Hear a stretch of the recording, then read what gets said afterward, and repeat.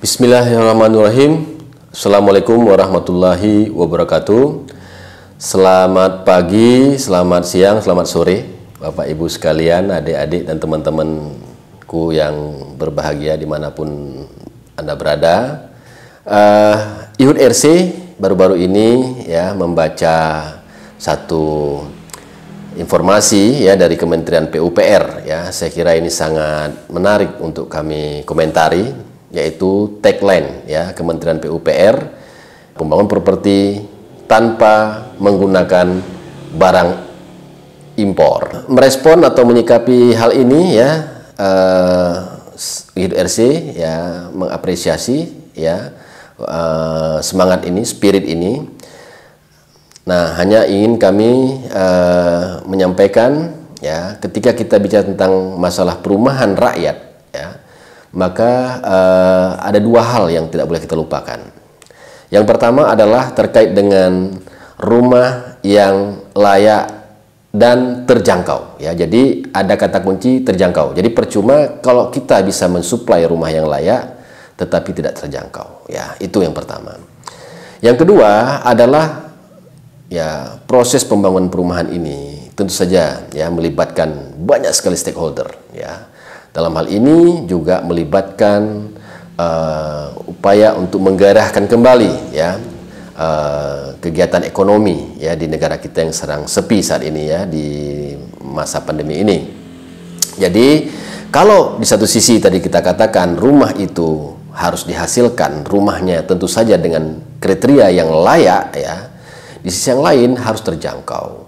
Tetapi ketika kita bicara tentang tagline tadi ya, yang tanpa barang impor, maka satu pertanyaan yang besar buat kita adalah apakah kita bisa memproduksi ya, menghasilkan rumah yang layak tadi tetapi tetap terjangkau. Nah, ini sebuah tanda tanya. Saat ini kami sedang melakukan sebuah riset ya, bagaimana kita bisa memberdayakan satu sisi ekonomi kerakyatan ya, lembaga-lembaga UMKM, di sisi yang lain kita menggunakan limbah pabrik ya. Ini adalah bahan bangunan yang nanti akan kita upayakan bisa kita manfaatkan ya, yaitu menggunakan limbah faba namanya ya, yaitu di PLTU ya, kita tahu selama ini ya menggunakan batu bara sebagai bahan bakar untuk menghasilkan energi ya. Tentu saja batu bara tersebut pada akhirnya akan menjadi limbah dan ini kita olah ya sehingga menjadi bahan bangunan seperti ini.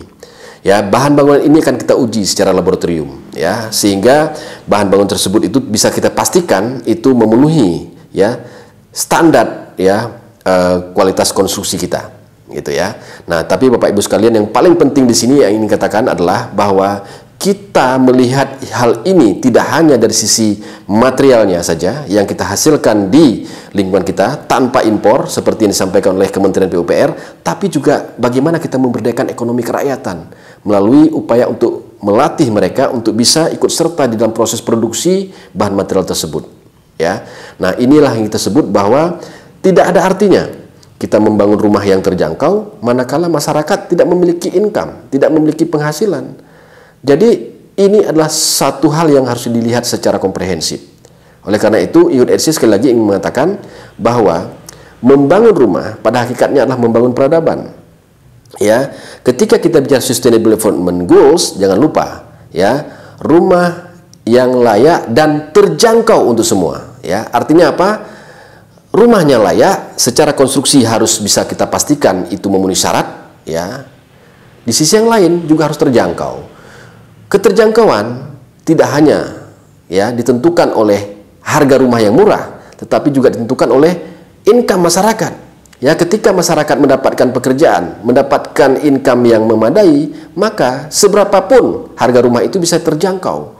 Ya, oleh karena itu kami melihat bahwa harus ada upaya juga untuk di era pandemi ini terutama melahirkan aktivitas ekonomi yang menyerap banyak tenaga kerja lokal kita. Akhir kata saya ucapkan mohon maaf kalau ada yang bukan berkenan. IHUD RC bersama membangun sesama.